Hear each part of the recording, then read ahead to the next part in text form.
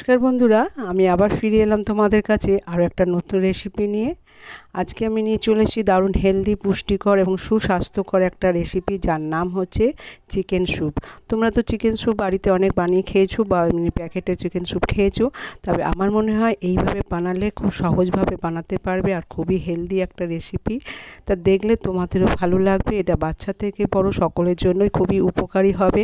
আর যারা বাড়ি থেকে অসুস্থ থাকলে, তাদের মুখে রুচি না থাকলে এই স্যুপটা বানিয়ে দিতে পারো, মুখে রুচি ফিরবে এবং তারা হেলদি এবং পুষ্টিকর খাবারটাও খেতে পারবে। তো যাই হোক, চলো এবার সরাসরি রেসিপিতেই যাওয়া যাক। তা শুক্লা রান্নাঘরে তোমাদের সবাইকে স্বাগত জানিয়ে আমি রেসিপিটা শুরু করলাম। তা সবার প্রথমে আমি এখানে 200 গ্রাম চিকেন নিয়েছি। চিকেনটাকে একটু সেদ্ধ করে নেব।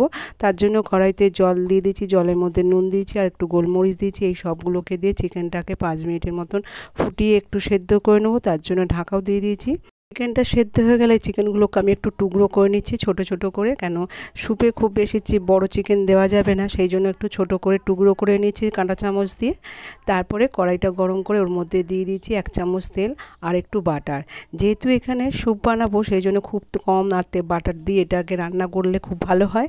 সেই জন্য আমি খুব সামান্য তেল আর একটু বাটার দিয়ে দিয়েছি। তার বাটারটা গরম হয়ে গেলে ওর মধ্যে দিয়ে দিলাম রসুন কুচি।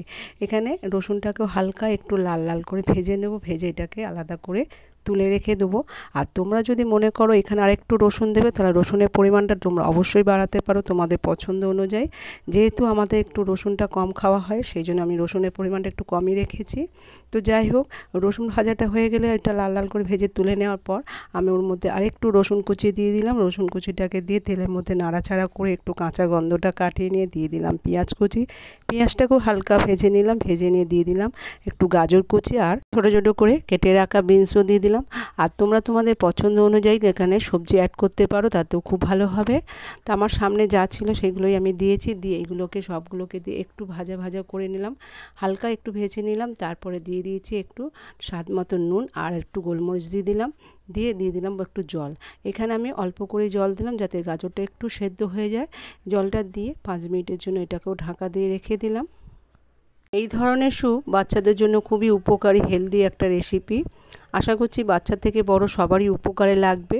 তাই তোমরা অবশ্যই বাড়িতে এইভাবে একবার হলেও ট্রাই করে দেখতেই পারো। আশা করছি তোমাদেরও খুবই ভালো লাগবে। রেসিপিটা যদি তোমাদের কাছে একটু ভালো লেগে থাকে, তাহলে ছোট্ট করে একটা লাইক করে দেওয়ার অনুরোধ রইল। আর এই সময় দেখো গাজরটা সেদ্ধ হয়ে গেছে, তাই আমি দিয়ে দিলাম চিকেনের জলটা, যেটা সেদ্ধ করে রেখেছিলাম সেই জলটা দিয়ে দিলাম। তার মধ্যে দিয়ে দিলাম চিকেন টুকরোগুলো আর দিয়ে দিচ্ছি একটু পেঁয়াজ পাতা কুচি। এই সবগুলোকে ভালো করে একসাথে মিশিয়ে নেব। মিশিয়ে নিয়ে আরও 2 মিনিটের জন্য একটু ফুটিয়ে নেব। তার জন্য আবার ঢাকা দিয়ে দিলাম। আর এটা একটু বারবার ঢাকা দিয়ে করলে ভালো হবে, তাড়াতাড়ি ফুটে যাবে আর গ্যাসটাও একটু কম লাগবে। সেই জন্য আমি একটু বারবার ঢাকা দিয়ে রান্নাটা করছি। এই সময় নতুন বন্ধুদের উদ্দেশ্যে বলি, যারা আমার চ্যানেলে এখনও নতুন আছো, চ্যানেলটাকে সাবস্ক্রাইব করোনি, প্লিজ চ্যানেলটাকে সাবস্ক্রাইব করে আমার পাশে থেকো, যাতে নতুন নতুন রেসিপি সবার আগে তোমাদের কাছে পৌঁছে দিতে পারি। আর যারা চ্যানেলটাকে সাবস্ক্রাইব করেছো তাদেরকে অসংখ্য ধন্যবাদ আরও একবার এইভাবে আমার পাশে থাকার জন্য। 2 মিনিট পর এর মধ্যে আমি দিয়ে দিলাম একটা ডিম। এখানে আমি একটা ডিমকে ভালো করে ফাটিয়ে গুলিয়ে রেখেছিলাম। সেই ডিমটাকে অল্প অল্প করে দিয়ে স্যুপের মধ্যে ভালো করে মিশিয়ে নিলাম। মিশিয়ে আর একটু ফুটিয়ে নিলাম, যাতে ডিমের কাঁচা গন্ধটাও কেটে যায় আর ডিমটাও একটু সেদ্ধ হয়ে যায়। তোমরা চাইলে এখানে ডিমটা নাও দিতে পারো, তাতেও ভালো লাগবে। এরপর আমি এর মধ্যে দিয়ে দিয়েছি 2 চামচ কর্নফ্লাওয়ার জলটাকে দিয়েও ভালো করে মিশিয়ে নেব। আর কর্নফ্লাওয়ার দেওয়ার ফলে এখানে একটু স্যুপটা গাঢ় হয়ে যাবে, তখন খেতে আরও বেশি ভালো লাগবে।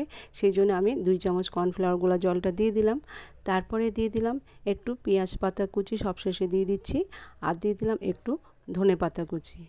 আর এরপর দিয়ে দেবো যে রসুনটা আমি ভেজে রেখেছিলাম, সেই রসুন ভাজাটা ওপর থেকে ছড়িয়ে দেব।